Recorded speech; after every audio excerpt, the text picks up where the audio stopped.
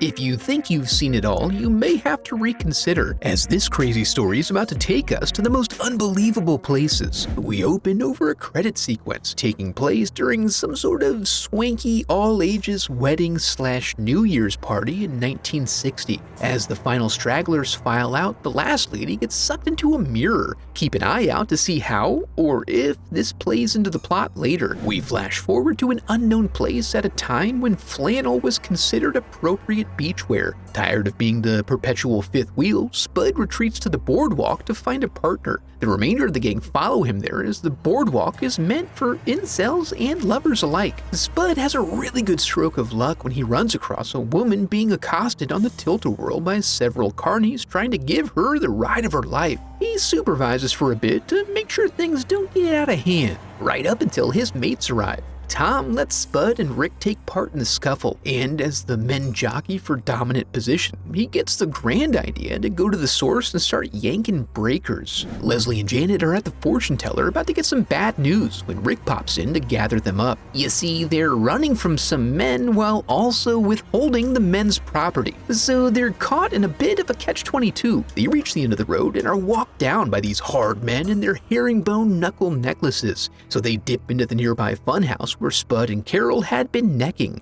Things are starting to heat up in this dark cavern of horrors, but then the Wagoneer comes crashing through with boat in tow and somehow manages to destroy the place while only collecting people on top rather than underneath. Being firmly established on deck, they are able to discard the skags one by one. And honestly, the way they show concern for their larger, older mentor is really sweet. You can tell they see him as a father figure. Then they really escape hard as they take an afternoon sail out into international waters where anything goes. It's a fine, casual, breezy summer day until Spud steers them over some rocks while in the shallows. Tom, always thinking fast, throws a towel on it to soak up the intruding water, but it's too much. Having dealt with this before, they all fall into their roles, battening down various hatches, taking in various sails, freaking the freak out, and so forth. Rick, the soft bastard, refuses to go down with the ship. Luckily for all of them, they're within wading distance of a nearby mysterious island. Despite the barbed wire and clear signage indicating unfriendly territory, there really are an abundance of well-kept walking trails, along with some sweet plane wreckage. Luckily, this remote island is occupied by the Grand Island Hotel. When they venture inside, they're greeted by Christmas decorations, despite it being July. This stuff's all fresh. Since a gentleman doesn't ring twice, they split up to find various means of drying off, warming up, and connecting with the proprietor. Tom and Leslie go to assert squatters' rights in the bar, but Leslie is freaked out when she sees a face in the window. Tom goes out to look around but doesn't find anything.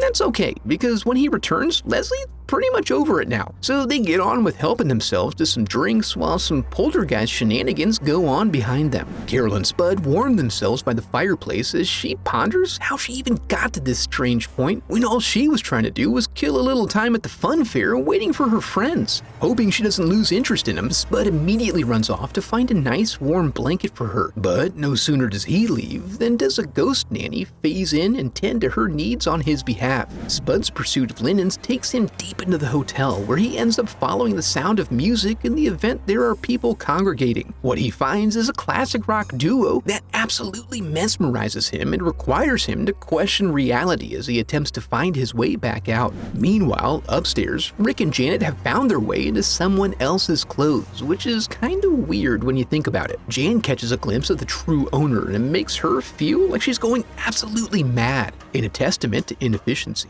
They then work on shedding the clothes they just stole, while the sad old biddy looks on, dropping that single tear. Elsewhere, Leslie and Tom manage to find the billiards room. When presented with a clear choice, I wonder what it's like doing it on a snooker table. Tom gets flustered. I mean, what is he even supposed to say to that? He redirects to continuing their search for the fuse box to try to restore power. In the meantime, Spud returns from his adventure and describes his experience as other people playing games, ignoring the obvious supernatural elements. In either event, he recommends they leave. But down in the basement, she can't stop throwing herself at him and suggests they take advantage of the cellar bed that's set up down there. Tom, however, is a bro, and he doesn't let anything deter him from his mission to help out his boy Rick with the power. They light a candle, which really brightens up the place, leading to Tom finding the power and flipping the switch that trips the box of firecrackers. They sit back and enjoy the presentation of lights and sounds for a moment, then everyone regroups in the lobby as the whole place goes crazy. Tom reveals that he turned on the power, which is likely what caused all the electronics to go haywire. So with that mystery solved, they go off in search of additional dry clothing. As they do that, we pan and scan in on an old news program in which some science douchers discuss a new plane-based radar avoidance technology that possibly bends and twerks in the face of space-time. They get dressed up like some greasers, while we're left to wonder if there's any connection between these strange happenings and the wreckage they found along the way.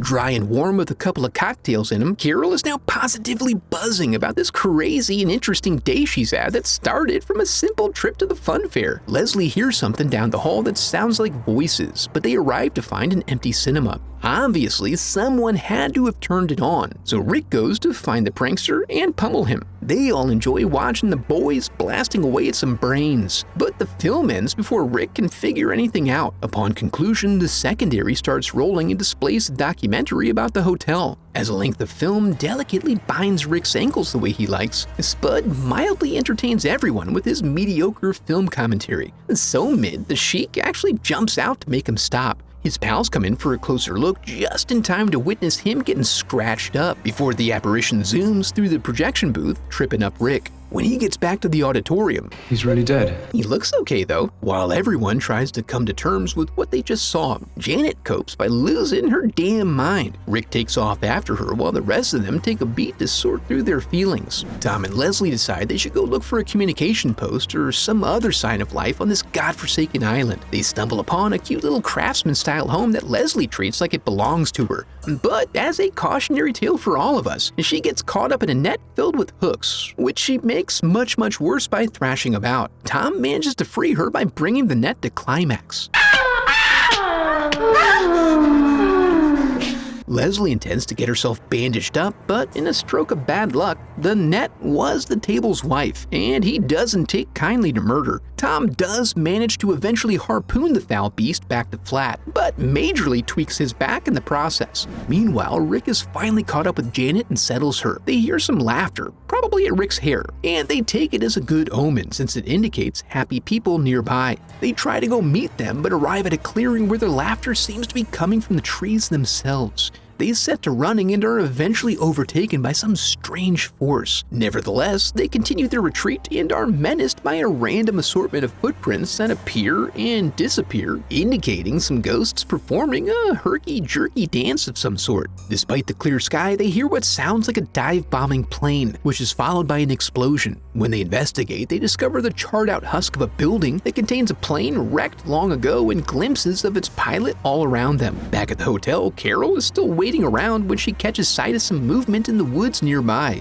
Assuming it to be Rick and/or Janet, she goes off after them and eventually arrives at the maid's lodgings. In the attempt to find her friend, she inadvertently opens the walk-in freezer, and the subsequent weather event this instigates forces her to huddle in the corner of an adjacent room. Any hope of respite is dashed when the fire fails to warm her, but when all hope appears to be lost, she wakes up outside completely warm and dry, only frozen now in effigy. They all arrive back at the front of the hotel at the same time and quickly determine that Leslie's emergency with Tom takes precedence. But when they arrive, Tom is gone. Rick's investigation is brought to an early end when he nearly yeets himself into the horizon, but they eventually get him back on solid ground. Tom must be down there. Why is that? But when they go to circle around and check, that one guy is here now. The two bulls face off and Rick treats his guest to a series of thrust kicks, but succumbs to a punch that takes place over a 3-day weekend. The brute then tries to test Leslie's core strength but finds her to be made of paper mache. This is because she is no longer real, and her new form easily sends him through a wall. And she does have a hard time trying to gauge Rick's inconsistent netsmanship, which gives him the chance to pop off an emergency flare so they can lock themselves outside. In response to all of this, Janet pulls another Janet. This sort of impulsiveness puts them all in danger, but mostly her. Once it's clear she's learned her lesson, she does get pulled crawled out of the tiger pit and they continue on. Now, having established that something is clearly wrong, they resolve to stick together and assume it's the men from the fun fair who have been doing all of this. That is a relief because it means there are only 2 more of them to deal with and then they'll be free. To begin, they work to lock themselves inside the safe and normal hotel. Leslie arrives at the front and tries to convince them that she's scared outside, but they know better now, so her presence only prompts them to also lock the windows. But them carnies be coming through walls.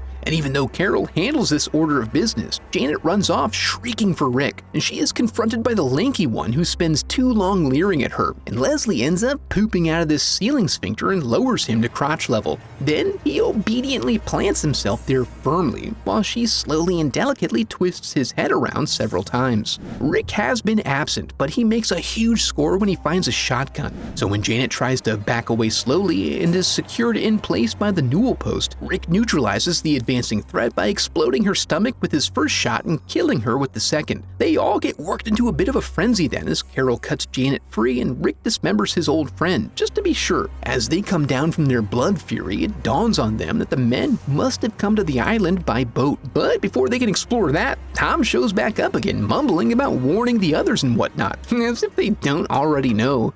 I'll stay here with Tom. Just find the boat and come back to us. Are they bringing the boat back? If not, they'll be in no better of a position than if they all just went. Well, as they make their way through the woods, Carol finally catches on that they're being watched by some pervert in the bushes. And since the perv runs away, Rick feels confident in giving chase. They soon arrive in the Valley of Fog and Mirrors and find a crash site encampment with an active radio station sending out an SOS. As they search around, the ghost pilot has the audacity to reach out for human connection. So without even knowing his motives, Rick explodes his head. Right as they leave, they spy the boat floating nearby and go back for the others. Meanwhile, Janet's nursing Tom back to health, and he begins insisting she confess her inner desires in an increasingly demonic voice. Knowing what this means, Jan runs off, but never too far. Luckily, this supernatural entity is easily ensnared within tinsel and branches. Through his insistence in pawing at her through the elevator gate, we all learn a few lessons about the importance of elevator safety. The others return to a gruesome scene, and despite the urgency, they are unable to get the elevator lowered before Janet becomes a part of the hotel's inner workings. The last funfair boy wakes up still severely concussed, but heads toward them regardless. Carol grabs Rick and they run to the kitchen with Ace in hot pursuit. Unfortunately, the kitchen hungers for flesh, and with enchanted kitchens, you gotta be on your toes. He gets dumped into an industrial rice cooker that then serves up his blood. Having dealt with this before, Carol hides them away in the pantry until everything stops going wacky and tidies itself back up.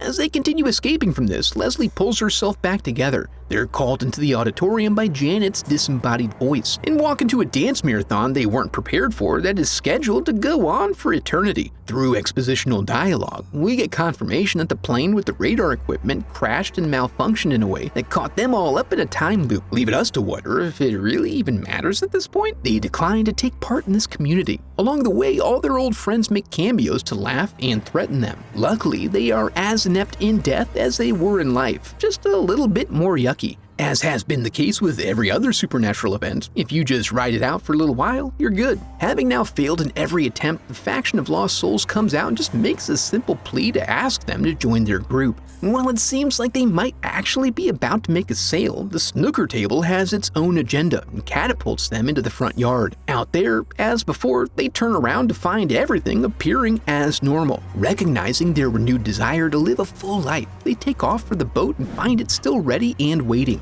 They quickly disembark, but then the specter of Janet seduces Rick with her siren song, leading him into a little bit of some quicksand. The old guy then arrives and squares up with his dome so he can introduce a boat prop to Rick's face. Carol is horrified but has no time to process this as she discovers the open sea is no safe space. Now they're all caught in the eternal party of the hotel, which doesn't look half bad despite Carol's protestations. If that wasn't too much for you, be sure to check out this video next. Now that we're here, I want to congratulate you for making it to the end of the video and affirm that you are a very special person because of it. And if you enjoyed the video, I would love for you to become part of the channel by subscribing. Thanks for watching.